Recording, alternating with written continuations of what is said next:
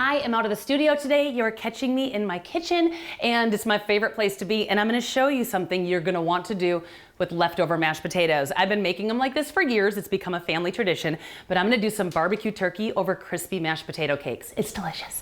So first of all, I have 2 cups of leftover mashed potatoes. And to this, I'm gonna add some Parmesan cheese. We wanna get these nice and cheesy. I'm also gonna add in about a teaspoon of garlic powder and about a teaspoon of onion powder. I'm gonna season these up. I'm gonna add a little pinch of salt and pep, but hopefully your potatoes were already seasoned up. We're not gonna have to add that much. And then let's go ahead and get an egg in here and a little bit of panko breadcrumbs just to help kind of hold it together. And I'm gonna save some on the side here so we can get these nice and crispy. Now, I'm gonna go ahead just with my hands. I got nice clean hands here. I'm gonna work this all together, and I'm looking to make mashed potato patties. So we're looking for a consistency for them to stick together really easily. That's why I have that extra egg on the side. You might need one more egg to help hold it together depending on how dry your potatoes are. But hopefully you made my brown butter mashed potatoes that I showed on the show, and they're just creamy and delicious and they won't be dry at all. So now, once I have this all mixed up, you're gonna take out whatever size you want. You can do big ones, you can do small ones, and we're gonna pat them almost like hamburger patties.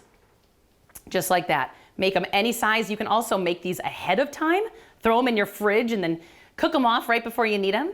Now we're gonna go over here to our panko breadcrumbs. Give them a little smash, nice and gentle. Give them a little shake and give them a little turn. Use gentle hands on these because they tend to fall apart sometimes if you're working with them if they're warm. Just like that, that's so easy. Let me give my hands a rinse real quick while you look at the one I already have on the stove. I started one earlier here. I heated up a little vegetable oil, dropped it in when it was nice and hot, got them nice and crispy. Let me put this one in and I'll do the switch out. Going right in. Now when it gets to this point, when they're nice and crispy like this, put them on a paper towel lined plate. I'll let this one cook for a few minutes.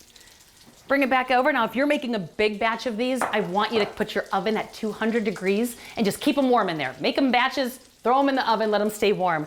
And now this is how I like to serve mine. My husband loves these, by the way. He gets very excited about these. Look how golden, whoo, so good. Then take whatever turkey you have left over, toss it with your favorite barbecue sauce. I don't care what barbecue sauce, you don't have to make it from scratch. Just toss that turkey, serve it right over the top, and that is just a great way to use up those leftover mashed potatoes. Look how good that looks. It's simple, it's using pantry staples, and it's just a new way to use your leftovers.